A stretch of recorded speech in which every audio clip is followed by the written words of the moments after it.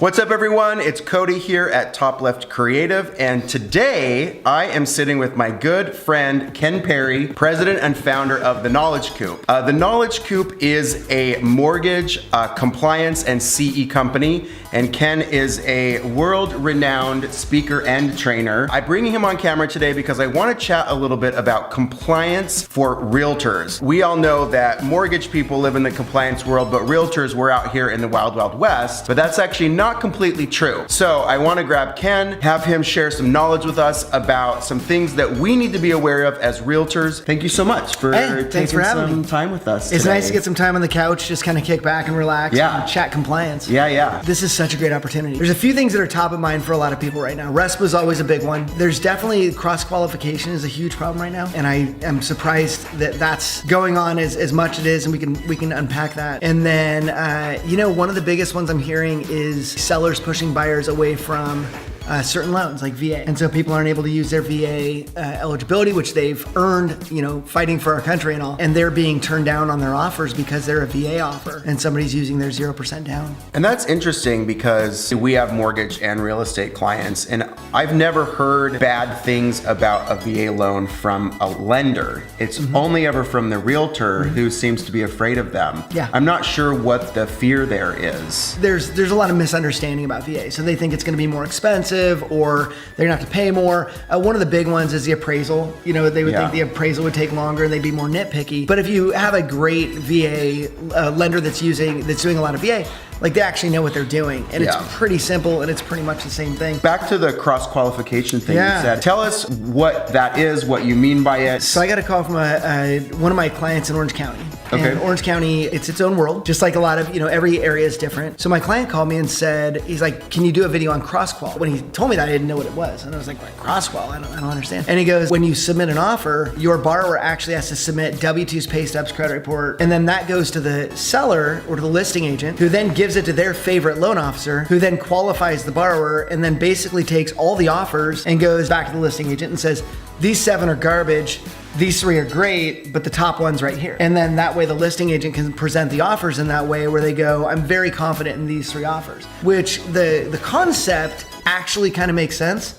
So it's like, hey, if these guys aren't even gonna qualify, why would we take the offer and then start going down a path that we might not be able to finish out? Right. But when you think about it, there's like every law in mortgage and a lot of different contracts are violated when you do that. Mainly when the listing agent calls the loan officer who's qualified the borrower and says, you need to send this information over to my favorite loan officer. Yeah. And so now we've got privacy law violations, we have potential RESPA violations, potential Equal Credit Opportunity Act violations, Fair Credit Reporting Act violations. Like there's so much there. You're violating like all of them with one action, but it does cross lines. And so it's something that needs to really come off the table as an option. So what are a couple of things that you're seeing that are RESPA violations RESPA's out of control. that people out of control. don't even think about? Even the ones they do think about, they still do. Yeah. Right? There's still a company out there, allegedly, or theoretically, they're paying like 16 grand a month to realtors for MSA, for marketing services agreement. Unless you can document every single thing that you're giving money to, and that's legit, we got a problem. And that's one that people don't think about because they don't think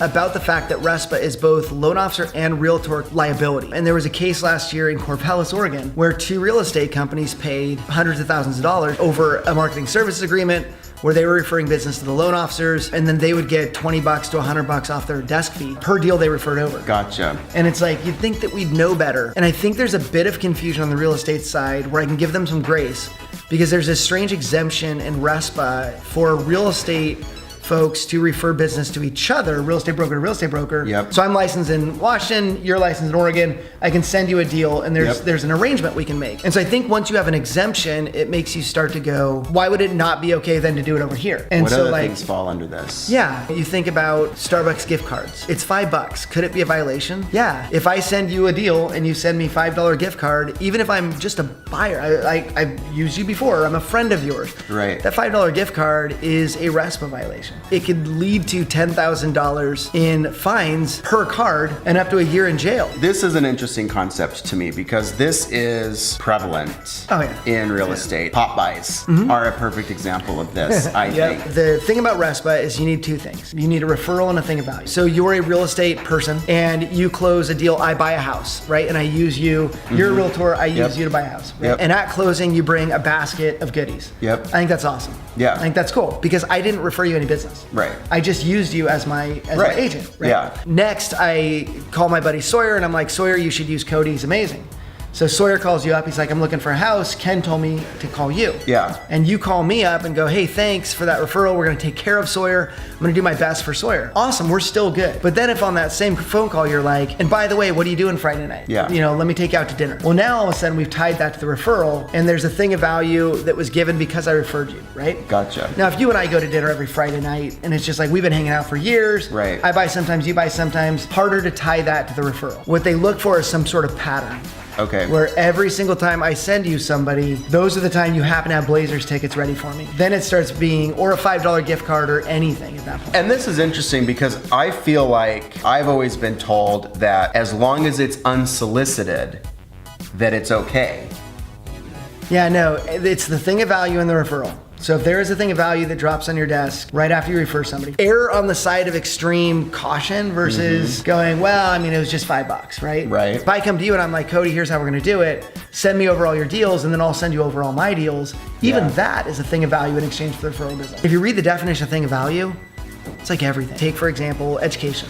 It says that there's an exemption where a loan officer can give education to a realtor or a title company can give education to a realtor. So if you wanted to cruise in, let's say you were a marketing person, a mortgage company wants to pay you to come in and speak to realtors. Awesome. However, there's a bit that nobody reads right after that that says, as long as it does not offset the expenses of the realtor. So it cannot offset costs that they would normally incur. Regular education, we don't have to get education, right? You can go do whatever you want. However, continuing education, you actually have to get that. So in order to renew your license, and you have to pay for it. You must pay for clock hours. So as soon as a loan officer or a title company is paying for the clock hours, it's just like paying their licensing renewal fees, which is a thing of value. And so at that point, you don't have the exemption of education. And that's one where it's really funny. In the Northwest, we are so jacked up on that, it's crazy. And then I go to other cities and I bring up the education. They're like, well, of course we would never have free education. Like some states, all are my so education solid on is that, free and then other as a states, realtor. Because title companies will do it. Offer it all the time. Here's why.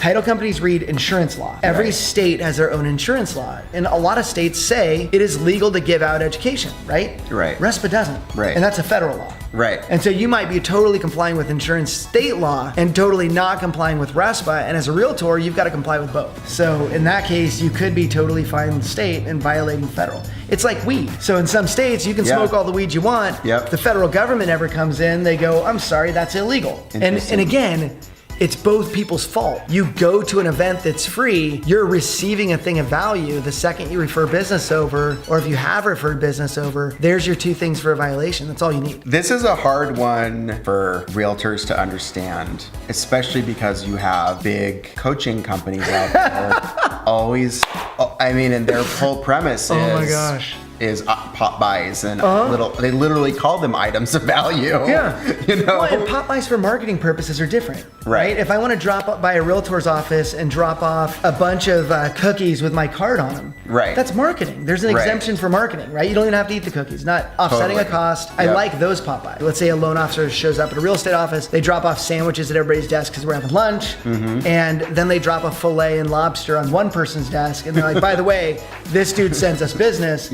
Now you're treating them differently based on the referrals, and that would be a violation. So you always have to remember those little marketing trinkets and cool things are great, but as soon as you start doing... But you have to be even with them, for sure. And as soon as it starts being triggered by the referral, then you're like, oh, dang. Thank you. This has problem. been a lot of really great information, in depth. A lot of stuff that people don't often think about, you know, especially realtors. So it's kind of nice to hear a little bit from where you're at, where you see it every single day, and you're in it every single day to kind of bring some perspective there. So thank you so much. Absolutely. And everybody, this is Ken Perry, founder and president of the Knowledge Coop. You can find them online at knowledgecoop.com. Check us out on Facebook. We do a video once a week, and I do speak for real estate companies. So that's an option as well. Yeah, absolutely. Awesome. Well, thanks everyone for watching, and we will catch you guys later.